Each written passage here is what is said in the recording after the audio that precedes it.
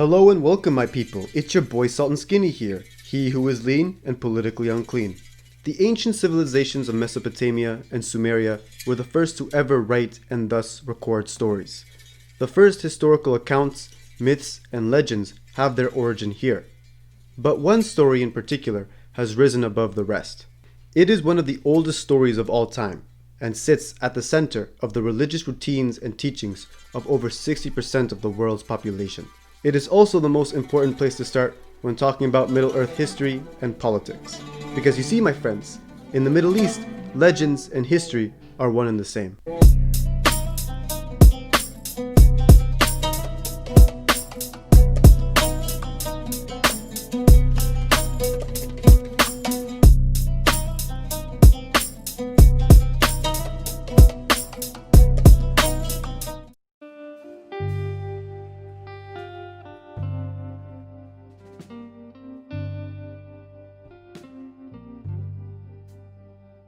Our story begins with the tale of a great flood that wipes out much of early civilization.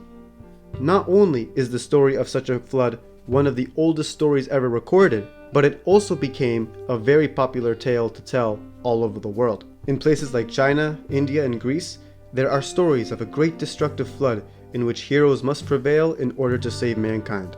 The most famous of these heroes, however, is from the Middle East. His name is Noah. He, along with his family, single-handedly saved all life on Earth by building an ark with 2 of every species. So the story goes.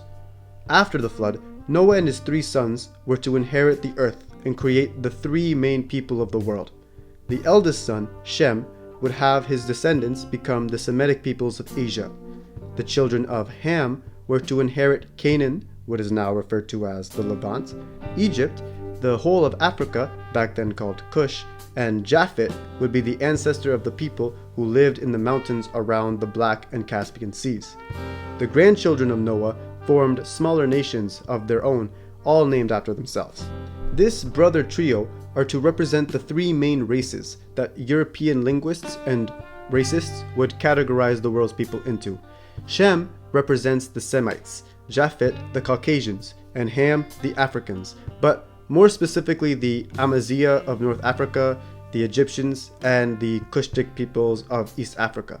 You see, those who tend to believe in this story and quote-unquote science don't really consider the sub-Saharans to be people.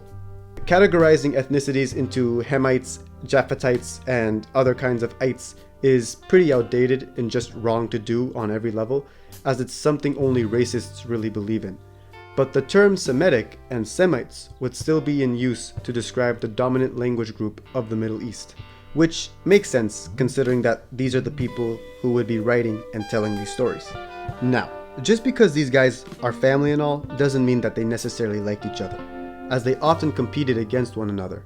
For example, there was this one time when Ham saw his father naked on the ground after a good long day of drinking. Noah, enraged at being exposed as an alcoholic, cursed not Ham himself, but his son Canaan for some reason. In a drunken state, he uttered, "Blessed be the Lord Shem. Blessed be the Lord God of Shem, and may Canaan be his slave. And may God enlarge Japhet, and may he dwell in the tents of Shem, and may Canaan be his slave." Canaan was never the same since.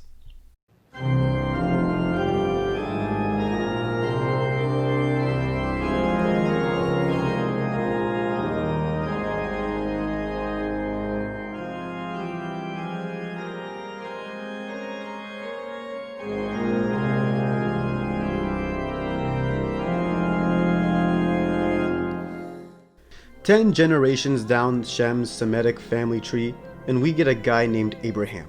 He grew up in a polytheistic Mesopotamia, where people worshipped the sun, moon, and stars as their deities.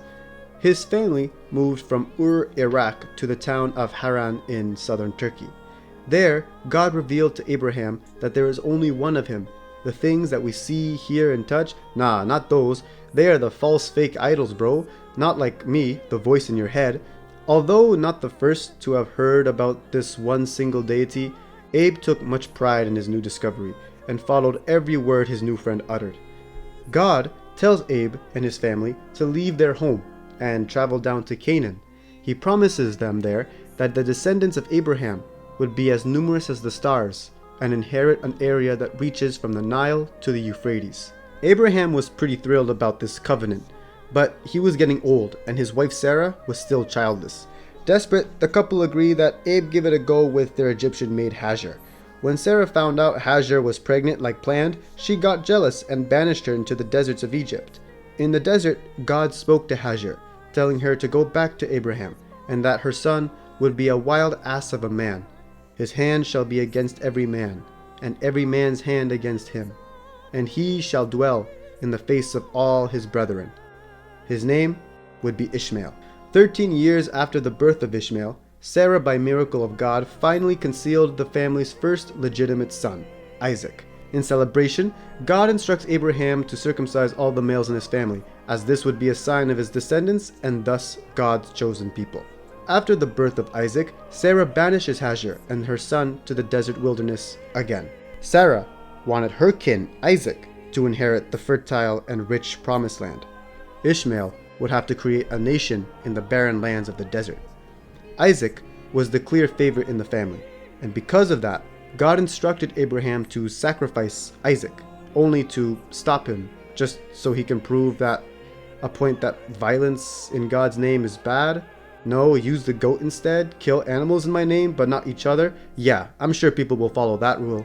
Abe would have other children who would form a nation of their own, but it is his first two children, Ishmael and Isaac, whose descendants would go to write and tell the rest of this story. These two familial branches would teach the story of Abraham to over 60% of the world's population, making this legend the most told story in the world. I like to call this series the Abrahamic trilogy, with the written works of the Torah being part 1, the New Testament being part 2, and the Quran as part 3. Although different authors, these holy texts start with the same stories that revolve around the same man, Abraham, father of nations. It is from the story of Noah and Abraham's family tree that we get the origin of patriarchy, racism, and religion. What can go wrong? Although surrounded in doubt and mystery, these figures and their stories manage to manifest themselves in the context of world politics and history. Whether you believe in these stories or not is irrelevant, because the people who shape the destiny of the Middle East do, and as a consequence, shape the world around us. In order to understand the facts, you must refer to the fictions. Next episode, we will discuss the legacy of Abe's first child, Ishmael, as it is his descendants and nation that would make up the majority of the Middle East's population.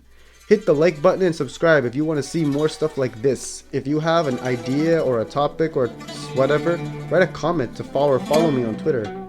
Yeah, do that. I'll probably do that later. I have to listen to this first.